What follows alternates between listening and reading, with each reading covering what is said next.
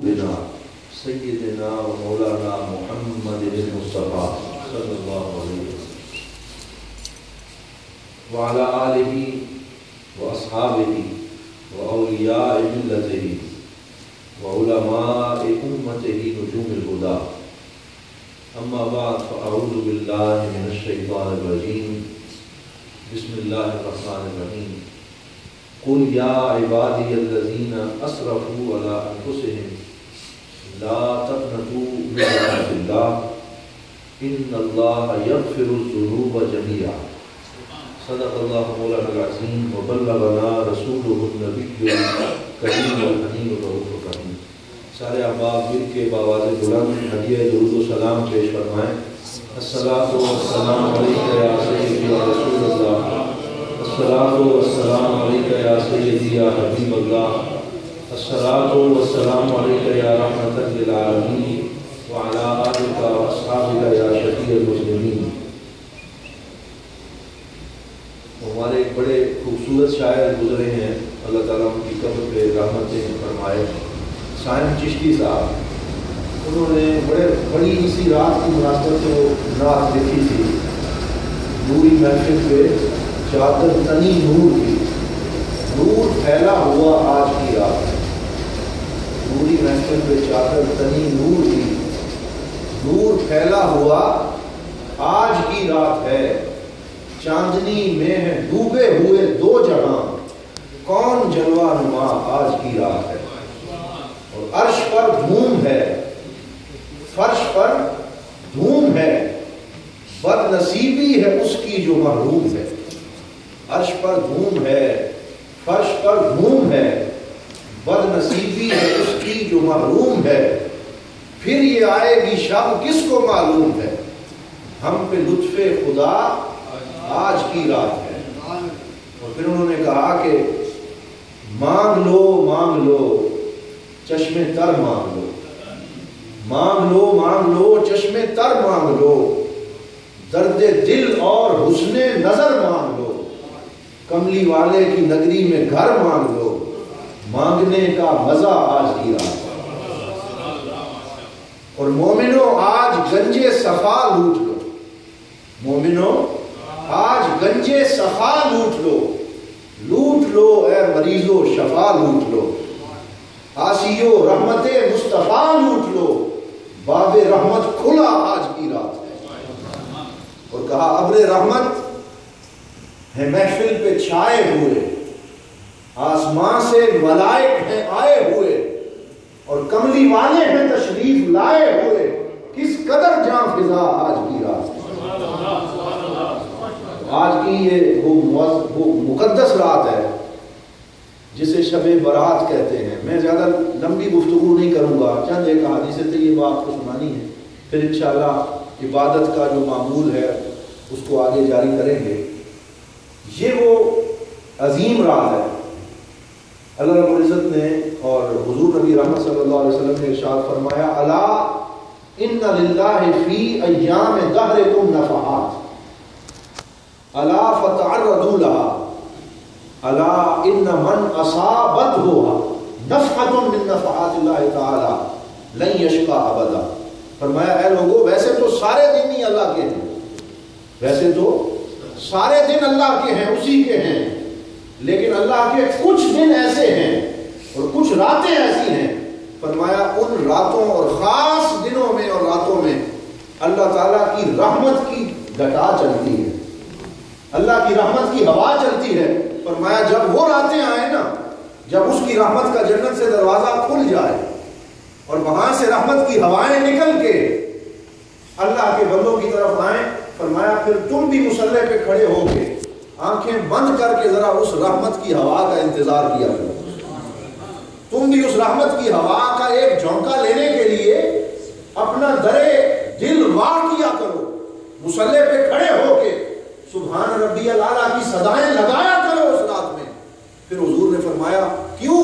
فرمایا اس لیے کہ زندگی میں ایک دفعہ، صرف ایک دفعہ بھی وہ جو رحمت کی ہوا خاص رات میں چلتی ہے، جو صرف خاص راتوں میں چلتی ہے، فرمایا جس کو اس کا ایک جھونکا بھی نصیب ہو جائے لن یشقا ابدا، پھر وہ قیامت تک کے لیے بدبخت نہیں رہتا، سعادت مند بن جاتا، بدبخت نہیں رہتا، سعادت مند بن جاتا ہے۔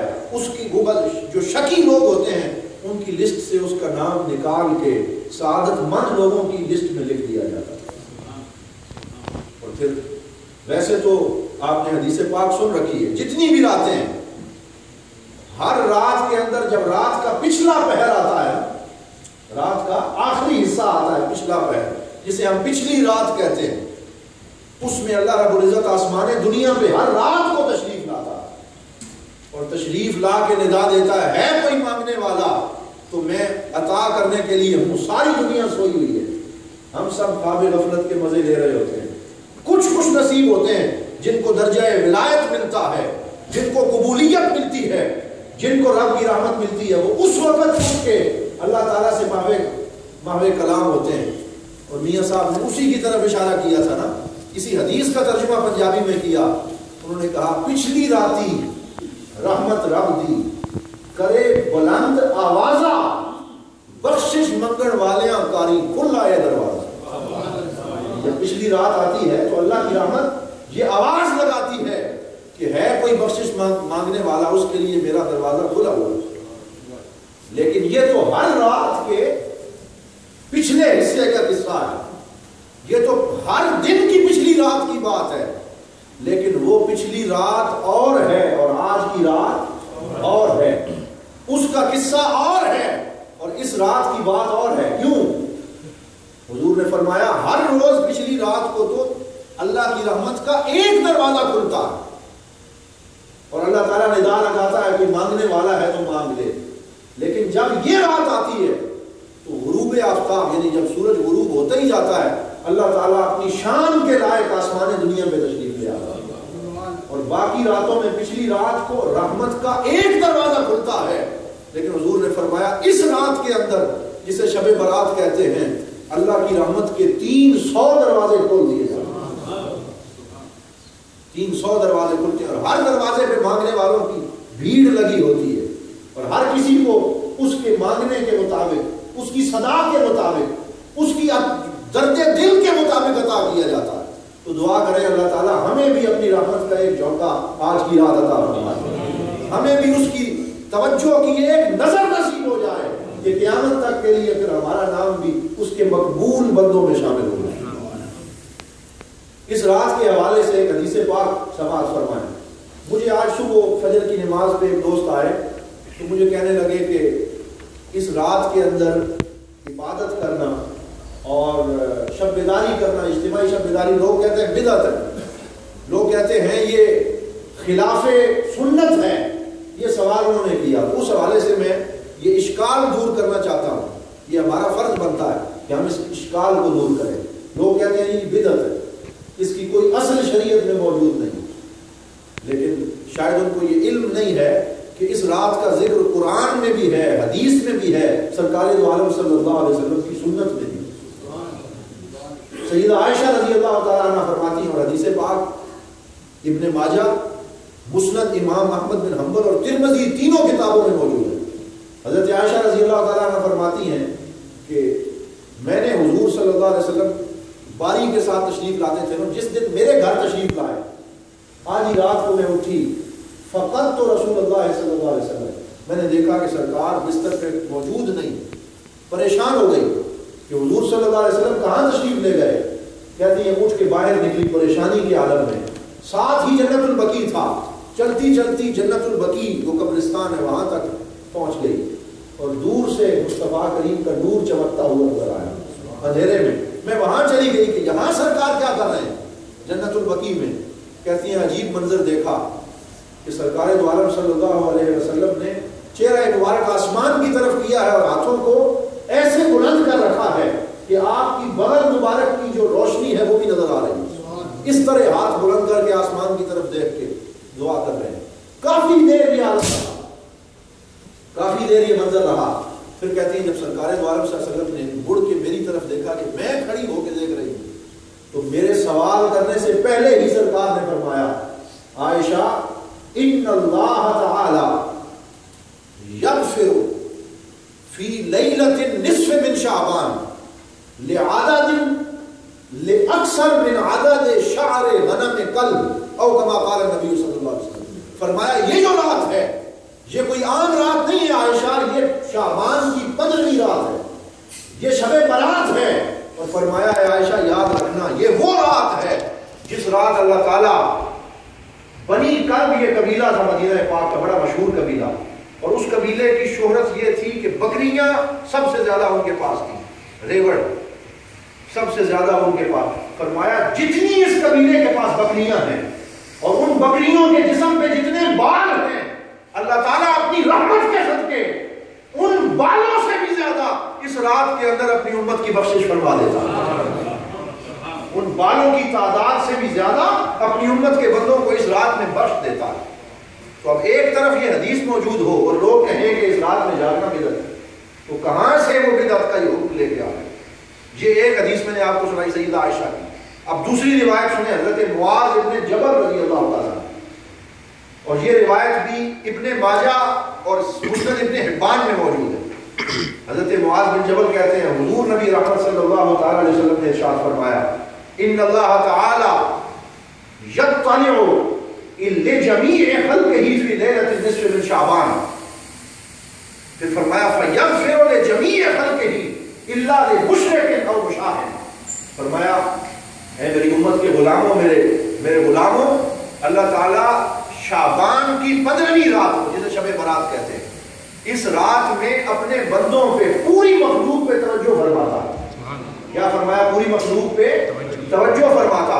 فرمایا فیغفر لجمیع خلقہ، جو بندہ بھی اس رات اللہ تعالیٰ سے مغفرت کا طالب ہوتا ہے اس رات میں، فرمایا ساری مخلوق کو معاف کر دیتا ہے. صرف 2 لوگوں کی معافی نہیں ہوتی اس رات میں. کتنے لوگوں کی؟ 2 قسم کے لوگوں کو اس رات میں معافی نہیں ملتی. فرمایا کون؟ الا لمشرک او مشاہد. فرمایا ایک جو مشرک ہے، ظاہری بات ہے مشرک کے لیے کیا معافی ہے؟ جس نے اللہ کے ساتھ شریک ٹھہرایا. اور دوسرا فرمایا مشاہد، جو اپنے دل میں اپنے بھائیوں کے لیے بغض رکھتا ہے، اپنے دل میں اپنے بھائیوں کے ساتھ ناراضگی رکھتا ہے، نفرت رکھتا ہے، اور اپنے دوستوں کے ساتھ رضا کے ساتھ نہیں رہتا، ہر چھوٹی چھوٹی بات پہ بغض دل میں بٹھا کے وہ چلا جاتا. فرمایا جو بغض والا دل ہو اللہ تعالیٰ اس رات میں اس پہ توجہ نہیں فرماتا. اور پھر ایک اور حدیث میں فرمایا مدمن للخمر، جو شراب کا عادی ہو. اور ایک حدیث میں فرمایا جو والدین کا نافرمان.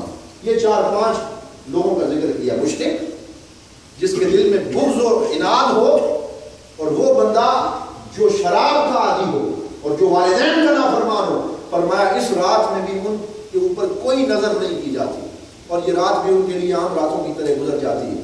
لیکن جو مشرک نہ ہو، جس کے دل میں بغض نہ ہو، جو والدین کا نافرمان نہ ہو، اور جو شراب کا رسیہ نہ ہو، فرمایا اللہ تعالیٰ اپنی ساری مخلوق پہ اس رات میں توجہ فرماتا.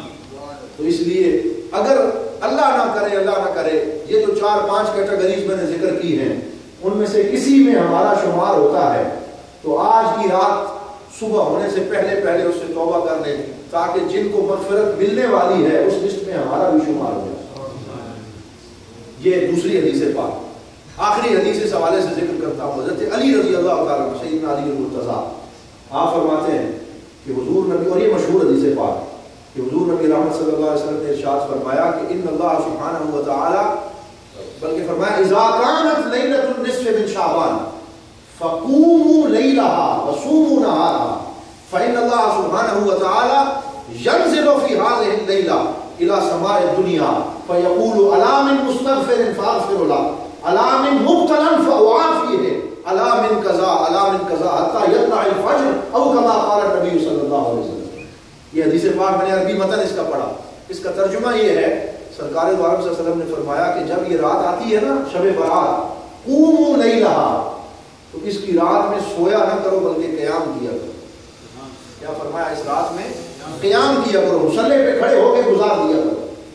وصوموا نهارها، اور جب صبح آئے تو صبح کو روزہ رکھا کرو.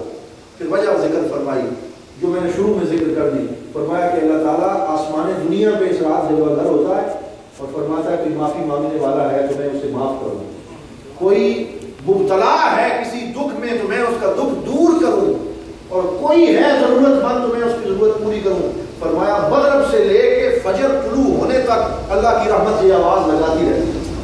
تو آپ مجھے یہ بتائیں کہ ساری رات رب کی رحمت یہ آواز لگاتی رہے اور ہم اس کو بدعت سمجھ کے بستر پہ سوئے رہیں اور ہم اس کو بدعت سمجھ کے دوسرے لوگوں کو بھی اس عبادت سے منع کرتے رہیں, تو میں سمجھتا ہوں کہ اس سے بڑی اور کوئی بدبختی امت کی نہیں ہے.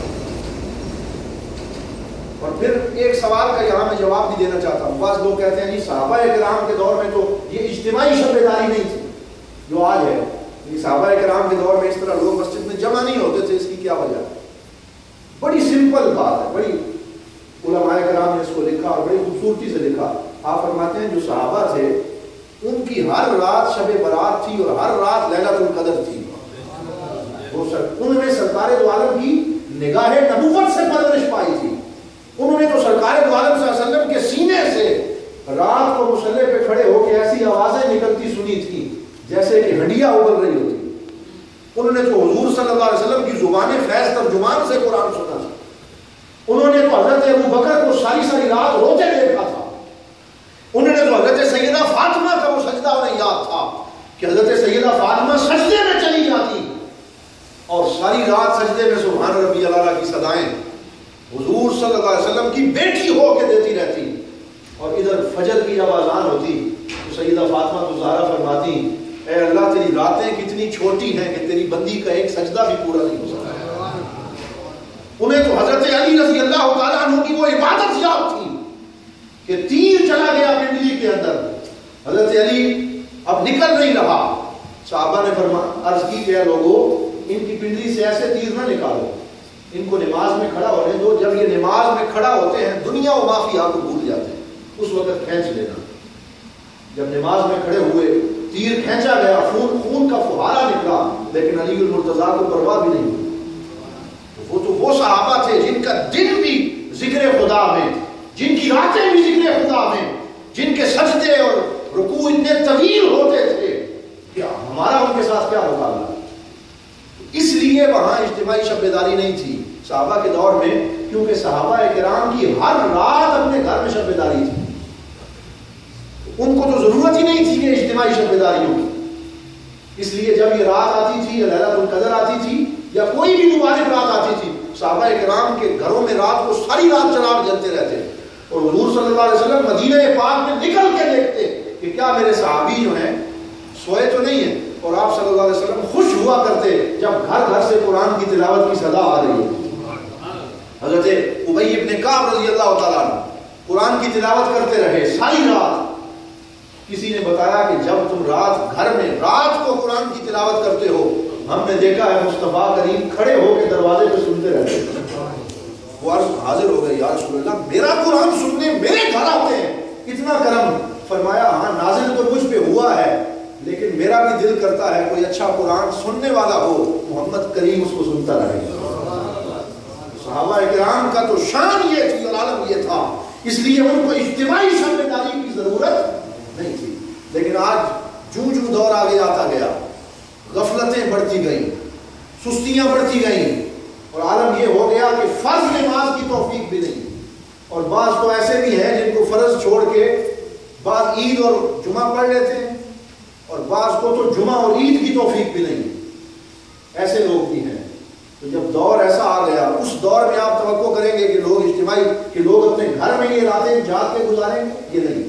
اس لیے علماء کرام نے فرمایا کہ اس دور میں اجتماعی شب بیداری کی ضرورت نہیں تھی, کیونکہ لوگوں میں ہمت بھی تھی, جذبہ بھی تھا, خوف خدا بھی تھا, عشق رسول بھی تھا. آج جب کہ ہم دنیا میں الجھ گئے ہیں, مادیت کا شکار ہو گئے ہیں, تو اس دور میں ضروری ہے جب یہ راتیں آئیں تو اگر آپ لوگوں کو اسی طرح چھوڑ دیں گے, لوگ اپنے گھر میں سو کے گزار دیں گے, تو اس سے زیادہ بہتر یہ ہے کہ انہیں مسجد میں جمع کر لیا جائے. جو گھر میں اس نے سو کے گزارنی تھی, جب مسجد میں آئے گا دوسروں کو دیکھ کے اسے بھی ذکر خدا کی توفیق نصیب ہو جائے. یہ اس کی حکمت ہے. تو اس لیے آج کی یہ رات ہم بیدار ہو کے گزارتے ہیں. دعا کریں اللہ تعالیٰ اس میں ہمیں اپنی یاد کی توفیق عطا فرمائے. اور ابھی ہم انشاءاللہ ختم شریف پڑھیں گے, اس کے بعد دعا ہوگی اور کھانا پیش کیا جائے گا. پھر اس کے بعد تھوڑی دیر ہم آپ کو نوافل کا وقت دیں گے یا قرآن کی تلاوت پڑھیں. اس کے بعد انشاءاللہ شاہ صاحب کتنے بجے صلاۃ التسبیح پڑھی جائے؟ 12:30. بہتر یہ ہے کہ ایک بجے اگر کر دیا جائے گا. ایک ٹھیک ہے سب کے لیے صلاۃ التسبیح کا ٹائم؟ ہاں جی 1 بجے پھر انشاءاللہ صلاۃ التسبیح کی جماعت کھڑی کر لیں گے اور اس کے بعد محفل ذکر ہوگی فوراً ہی صلاۃ التسبیح کے بعد. تو آپ سارے لوگ اس میں شامل ہوں اور جو ساری رات ہمارے ساتھ شریک ہیں. اگر کوئی گھر بھی جاتا ہے تو یہاں سحری کا انتظام ڈاکٹر صاحب نے کر رکھا ہے اور ہم خراج تحسین پیش کرتے ہیں ان کو بھی کہ ہر موقع پہ جس خوبصورت طریقے سے مسجد کی رونق اور اس کی آبادی کا یہ انتظام کرتے ہیں. ابھی ہم نے عرض بھی کی تھی کہ حضور یہ رات کے کھانے کی ضرورت نہیں ہے, کوئی چھوٹی موٹی ٹریٹمنٹ یا ریفریشمنٹ کر لیتے ہیں, لیکن انہوں نے بڑا عمدہ کھانا سب کے لیے تیار کر دیا. تو ہم ان کے لیے دعا گو ہیں کہ اللہ تعالیٰ ان کے ذوق اور شوق میں اور ان کے رزق میں اور زیادہ برکت عطا فرمائے اور ہمیں بھی اسی طرح اللہ رب العزت کی راہ میں کھلانے کی توفیق عطا فرمائے. تو اب ختم شریف پڑھتے ہیں اور اس کے بعد انشاءاللہ